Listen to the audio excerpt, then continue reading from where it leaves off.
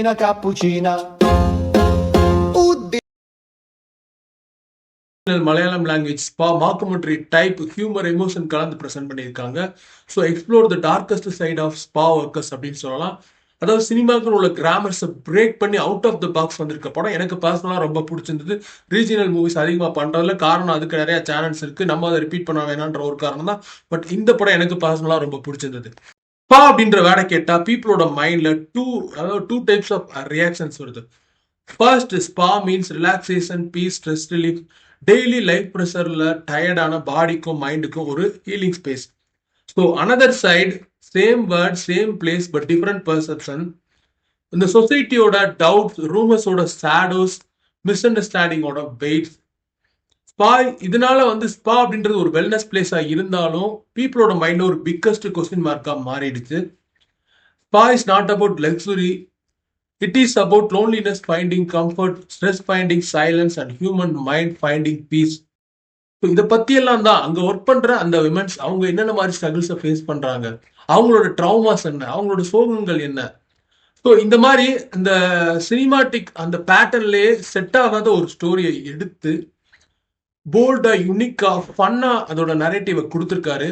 படம் தொடங்கும் போதே டைரக்டர் ஆபிட் சைன் ஒரு சம்பவம் வச்சிருக்காருங்க.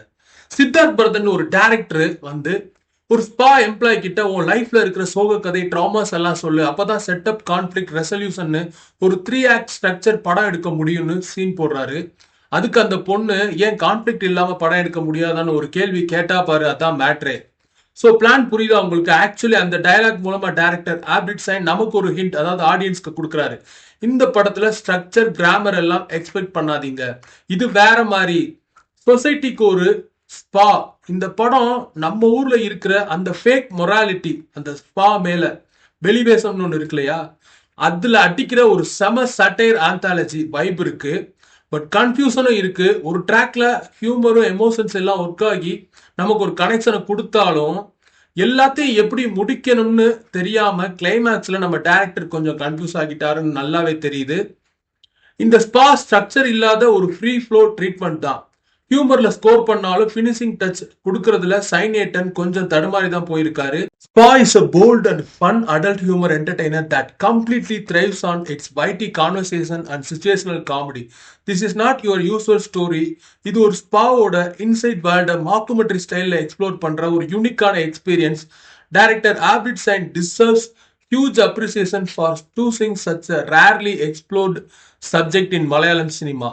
He smartly presents a sensitive and politically delicate topic through humor, making the audience laugh while also making them think. Story full of ஸ்பாலையே set பண்ணியிருக்காங்க. But surprisingly same லொகேஷனாக இருந்தாலும் போரிங்காக ஃபீல் ஆகாது. Because the real strength of movie lies in its sharp dialogues, awkward situation, and unexpected client encounters that keep audience constantly entertained. Film boldly explores themes like adult fantasies, emotional loneliness, sexual frustrations, and the silent desire for pleasure that many people hide behind social masks. At the same time, it openly questions and criticizes the social stigma around these topics, especially in a society that still hesitates to talk openly about them. This movie works mainly because of its brilliant casting. Actors like Vinitha Till, Dinesh Prabhakar, and Radhika completely steal the show with their realistic and character-driven performance. Supporting actors like Shruti, Srija, Joji, Srikanth Murali, and others add depth and authenticity to this bold narrative. Technically too, the film stands strong. Swaroop Phillips' cinematography keeps the visual grounded and natural. Manoj editing maintains the flow, and Isan Chabra's music adds a fresh and subtle emotion layer. So இந்த படத்தில் கேரக்டர்ஸும் சுச்சுவேஷன்ஸும் ரொம்ப பிலீவபிளாக feel ஆகுது. The movie starts with an interesting setup. Slowly and patiently, it builds its world and pulls you into a realistic environment. This slow-burn approach will definitely connect with viewers who love slice of life storytelling rather than loud drama or commercial twists. Music also stands out in subtle way. It doesn't try to dominate the scenes, but instead adds a fresh and calm emotional layer to the experience. However, the second half loses some momentum. சில scenes repeated feel ஆகுது, which slow down the pacing and slightly reduce the emotional impact built in the first half. The biggest drawback is the climax. It feels disconnected from the grounded tone and the movie carefully built.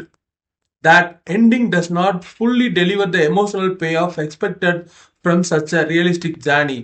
Spa is different and bold attempt, not for everyone, but if you love realistic, slow, and meaningful cinema, this is definitely a one-time watchable experience that offers something fresh.